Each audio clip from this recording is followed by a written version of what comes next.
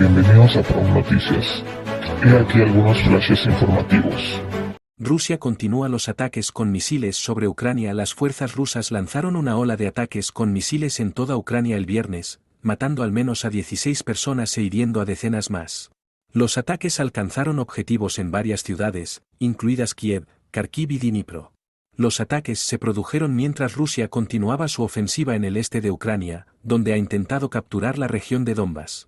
Chile tiene una ley de migración que genera una crisis en las fronteras. Miles de migrantes venezolanos no pueden entrar al país si sufren violencia y vulnerabilidad.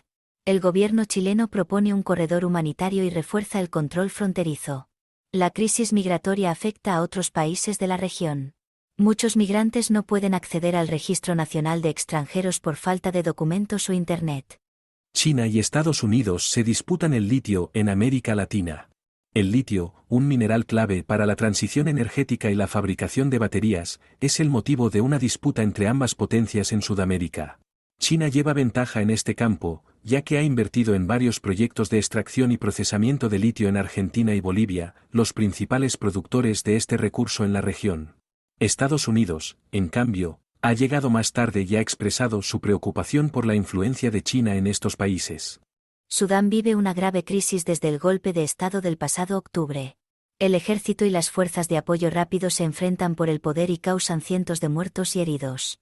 No hay una tregua efectiva ni una solución pacífica a la vista. La población civil sufre la falta de seguridad y servicios básicos. La comunidad internacional condena el golpe y pide el retorno a la democracia.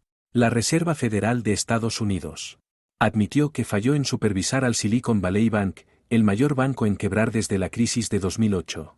El gobierno tuvo que rescatar a los depositantes con fondos públicos y aseguró que el sistema financiero está a salvo.